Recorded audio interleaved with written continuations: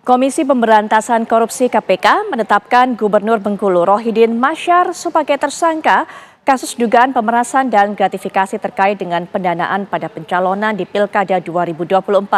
Rohidin disebut menerima uang sejumlah 1,4 miliar rupiah melalui ajudannya yang dikumpulkan dari beberapa sektor dinas untuk digunakan dalam pendanaan pilkada.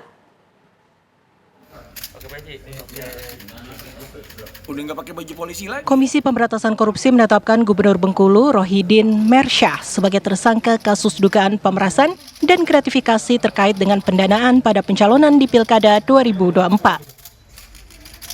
Selain Rohidin, KPK juga menetapkan 2 orang lainnya sebagai tersangka dalam kasus ini, yaitu Sekretaris Daerah Provinsi Bengkulu Isnan Fajri dan Ajudan Gubernur Efriansyah alias Anca. Alexander Marwata, pimpinan KPK mengatakan kasus ini berawal dari Rohidin yang menyampaikan pada Isnan. Dia membutuhkan berupa dana dan penanggung jawab.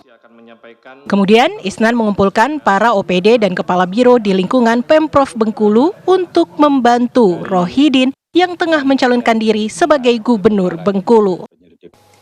Selanjutnya, Kepala Dinas Kelautan dan Perikanan Provinsi Bengkulu, Syafriandi, diduga menyerahkan uang 200 juta rupiah agar Rohidin tidak mencopot jabatannya.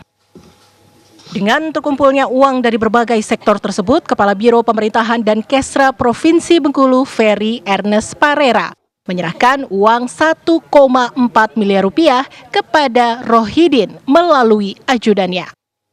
Alex juga menyebut pihaknya telah menyita uang dengan total 7 miliar dalam kegiatan operasi tangkap tangan ini. Belum. Ke atas. Oke.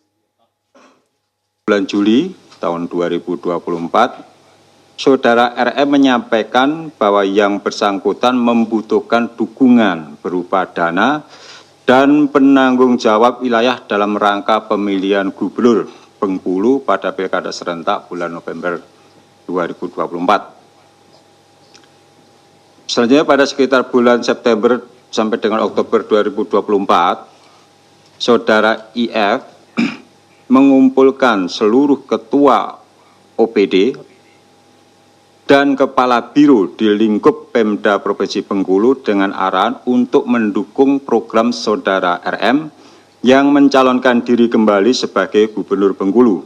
Saudara SD mengumpulkan uang sejumlah 2,9 miliar. Saudara SD juga diminta Saudara RM untuk mencairkan honor PTT pegawai tidak tetap dan GTT guru tidak tetap seprovinsi Bengkulu sebelum tanggal 27 November tahun 2024. Jumlah honor per orang adalah 1 juta.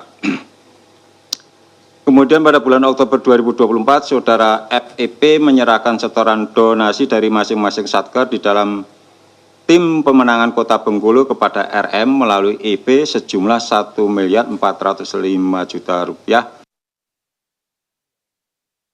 Atas perbuatannya, para tersangka disangkakan telah melanggar ketentuan pada pasal 12 huruf E dan pasal 12B Undang-Undang Nomor 31 Tahun 1999 sebagaimana telah diubah dalam Undang-Undang Nomor 20 Tahun 2001 Junto Pasal 55 KUHP.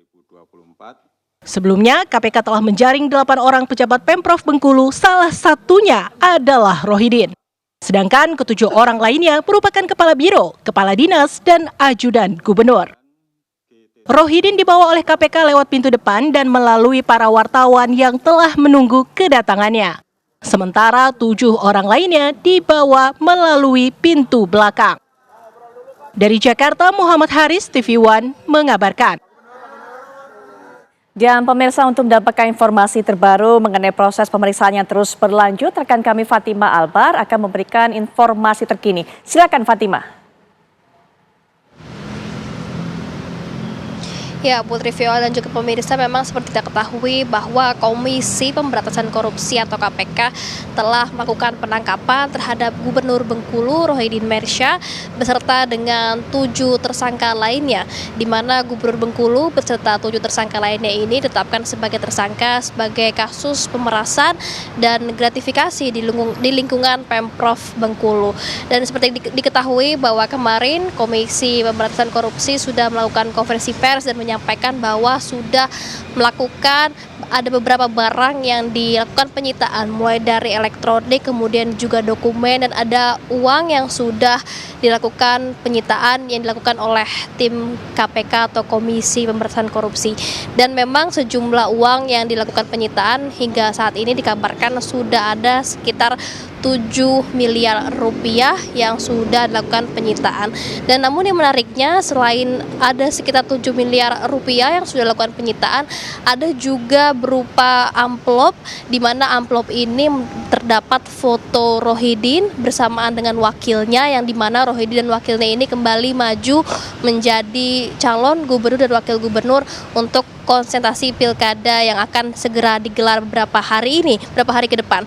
Dan di mana amplop tersebut berisikan uang masing-masing sekitar Rp50.000.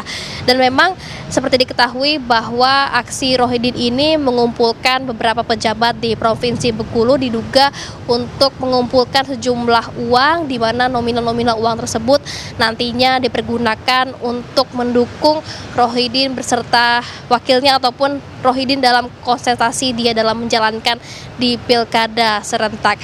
Dan memang untuk saat ini dikabarkan bahwa para tersangka sudah berada di rutan KPK hingga 20 hari ke depan, dan nantinya masih akan terus dilakukan penyelidikan hingga 20 hari ke depan, dan tidak menutup kemungkinan akan ada penambahannya tersangka-tersangka baru, di mana memang yang terlibat untuk memberikan uang kepada Rohidin untuk melancarkan aksinya, di mana uang tersebut digunakan untuk kepentingannya dalam pilkada serentak tersebut. Sementara itu, Pupi, kembali ke studio. Melba, terima kasih untuk laporan terbaru Anda. Selamat menjalankan tugas kembali.